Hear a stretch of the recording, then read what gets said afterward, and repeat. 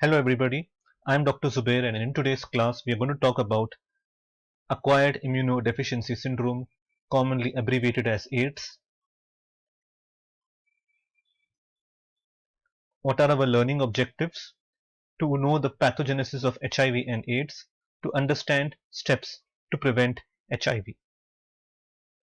So there are two things, AIDS and HIV.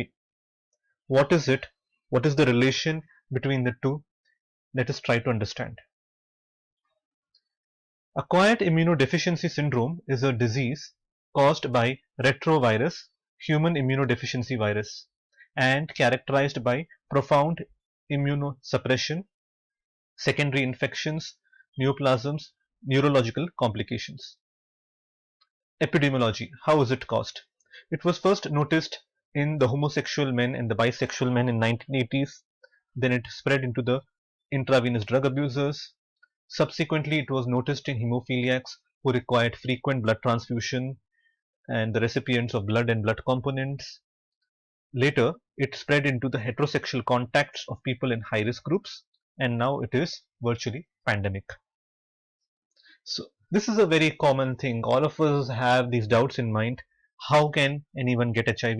So they can get it without an unprotected sexual intercourse. It can pass on from the mother to the baby, sharing injecting equipments, contaminated blood transfusion, and organ transplants.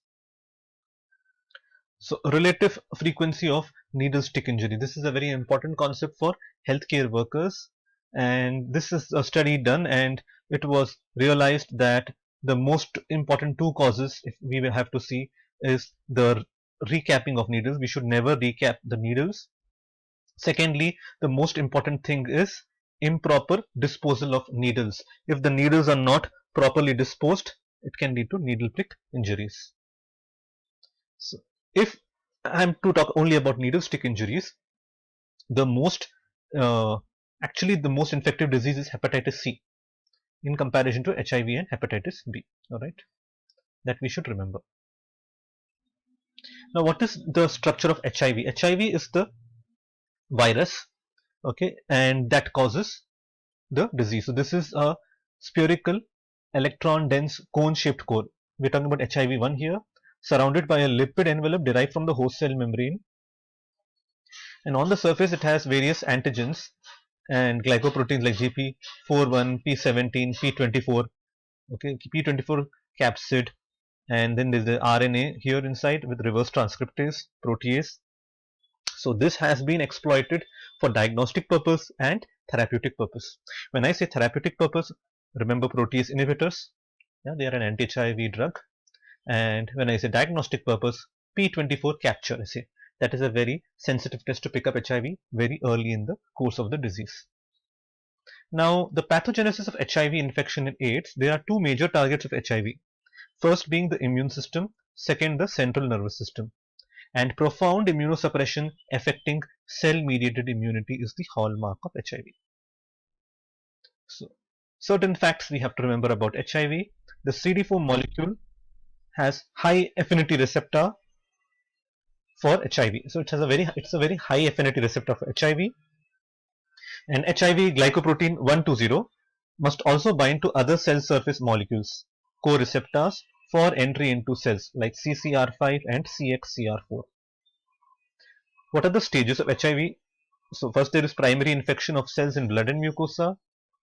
Then infection is established in lymph node lymphoid tissue, followed by acute HIV syndrome, which is spread of infection throughout the body, leading to immune response, followed by clinical latency. And finally there is AIDS. AIDS is the full-blown syndrome where there is secondary infections, opportunistic infections. So the first step when the virus enters is a stage of attachment, followed by fusion to the cell. Then the reverse transcriptase releases its RNA. This goes and integrates with the host DNA. Then it commands the host to undergo transcription and translation and produce more virus particles that leads to budding and infection of other cells. So the virus has an affinity for CD4 and it binds to the CD4 and injects its RNA. Why is it called a retrovirus? because it's a RNA virus and it commands the host to manufacture DNA. That's why it's called retrovirus. So HIV progresses through 3 stages: acute HIV infection lasting for 12 weeks, in which there is fever, sore throat, diarrhea, lymphadenopathy. This is followed by a period of latency. This period of latency can last anywhere between 3 months to almost 10 years. And then we have the clinical symptoms being produced when there is further replication and further fall of CD4 cells. One must remember that the macrophages and dendritic cells serve as the reservoir for HIV. So there is one thing we would all like to remember. In HIV, there is a mechanism of T cell deficiency. What is that? There is productive infection of T cells, and viral replication is the major mechanism by which HIV causes T cell death. That means to say, the body's response to a virus is to multiply and produce more T cells.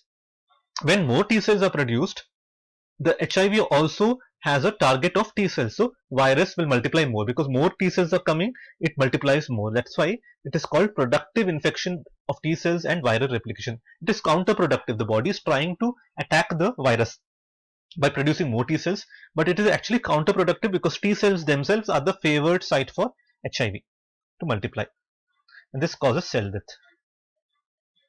These are the mechanisms by which they attack the immune system: lymphopenia, decreased T cell functions in vivo, altered T cell functions in vitro, polyclonal B cell activation, altered monocyte or macrophage functions.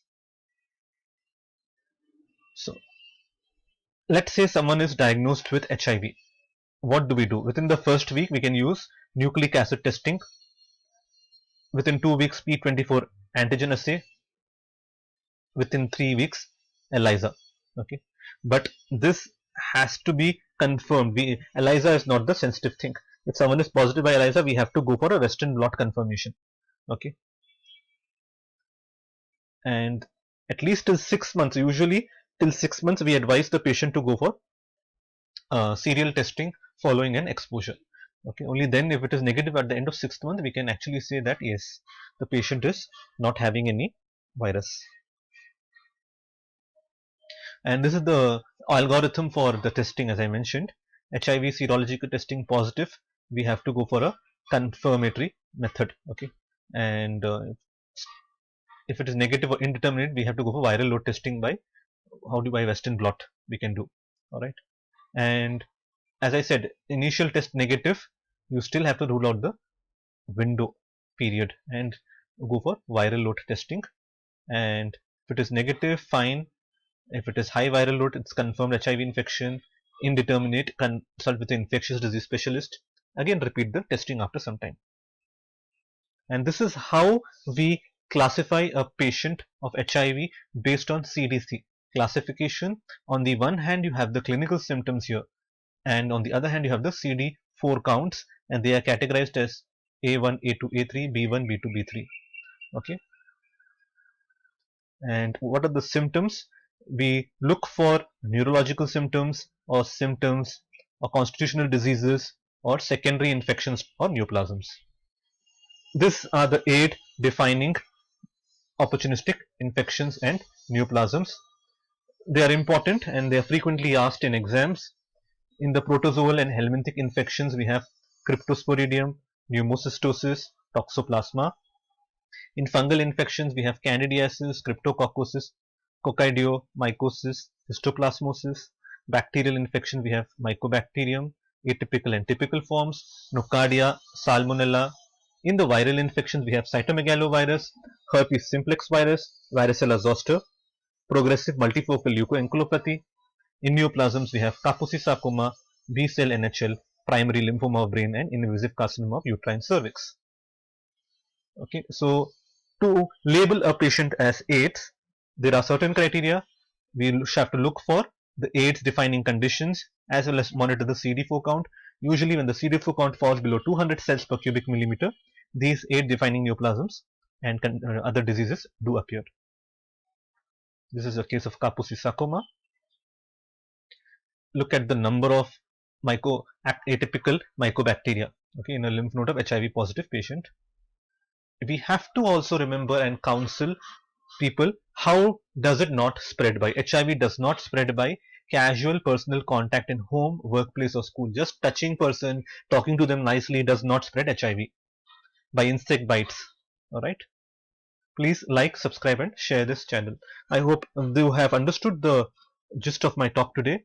Alright. We have to understand my learning objectives are that one was to define as HIV and AIDS. So HIV, as we have learned, is just the state of being retroviral positive. But for you to say someone is having AIDS, they should not only have a decreased CD4 count, they should also have AIDS defining diseases and neoplasm, which we say as opportunistic infections and neoplasms. Alright. And if someone is affected by HIV, I would just like to add a word of counseling. This is not the end of the world. Lot of drugs are available. Alright. If you take these drugs, you have a very nice likelihood of surviving your entire lifespan. Alright. And you can consult government agencies in your area. Most of the government agencies offer free antiretroviral drugs. Alright. So that is important. If you take antiretroviral drugs, a patient affected with HIV can actually survive. This is my advice to anyone who is affected by the disease and watching my video. Alright. Do not be stigmatized. Do not feel that this is the end of the world. No, definitely not. Alright. HIV is nothing to be ashamed of.